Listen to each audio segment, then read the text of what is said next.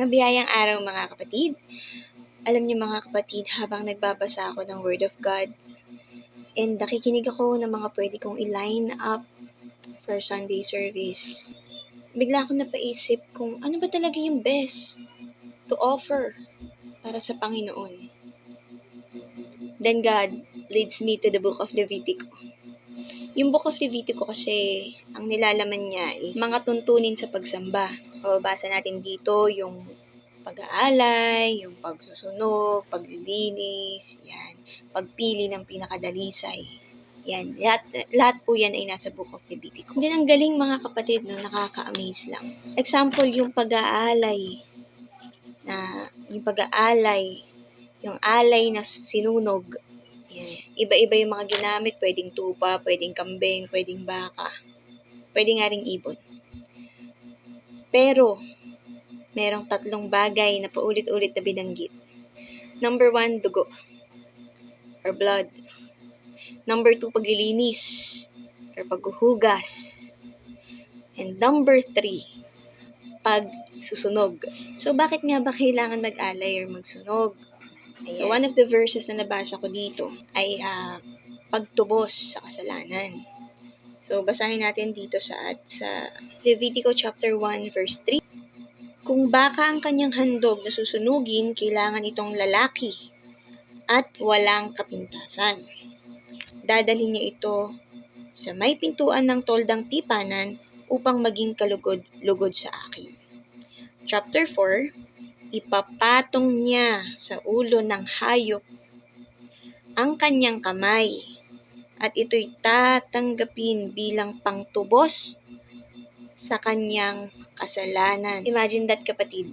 Ganon yung way to ask forgiveness ng mga ninuno natin nung araw para mapatawad sila ng Panginoon. Meron pa, kapatid, sa paghahandog naman ng butil. Kailangan daw sa paghahandog ng pagkaing butil sa Levitico chapter 2. 3 bagay din, kapatid. Una, mabuting uri ng harina. Ibig sabihin, kapatid, pinakapino, pinakamalinis, walang dumi o mga bato, pinakamahusay at pinakadalisay. Number 2, langis ng olibo. And then number 3, dapat walang pampaalsa. Yung pampaalsa kasi mga kapatid, it represents sin. Halimbawa, in modern generation, di ba, gumagamit tayo ng active yeast, mga yeast, yan, mga pampaalsa ng tinapay. Di ba kapag gumagamit tayo ng yeast, teaspoon lang, half teaspoon lang, pero buong masa naapektuhan. Buong tinapay, umaalsa siya, buong dough. Ganon din sa kasalanan. Kakaunting kasalanan pero nakakaapekto sa buong body. Sa 1 Corinthians chapter 5 verse 6 to 8, sabi dito, hindi kayo dapat magmalaki. Hindi ba ninyo alam ang kasabihang napapaalsa ng kaunting pampaalsa ang buong masa? Verse 7, alisin ninyo ang lumang pampaalsa, ang kasalanan upang kayo'y maging malinis. Sa gayon, matutulad kayo sa isang bagong masa na walang pampaalsa at talaga namang ganyan kayo. Sapagkat inihandog na ang ating korderong pampaskwa na walang iba kung hindi si Kristo.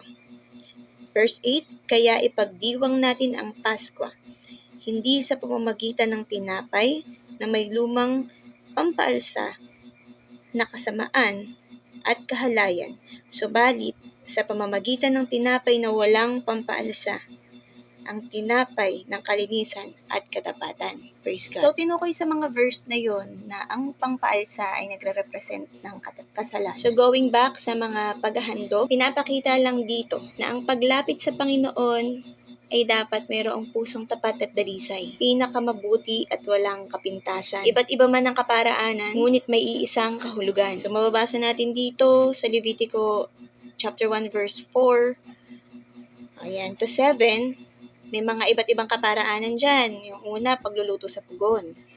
Pangalawa naman, pagluluto sa palapad na kawali. Pangatlo naman, pagluluto sa kawali. So, yung pagluluto sa pugon, ang nare-represent pagiging espesyal at buong pag-aalay. Sa palapad na kawali, karaniwan, ngunit tapat, mapag, pakumbaba. At yung pangatlo, yung pinaka-last, pagluluto sa kawali. Ito yung pinakasimple. Ngunit, tinatanggap pa rin.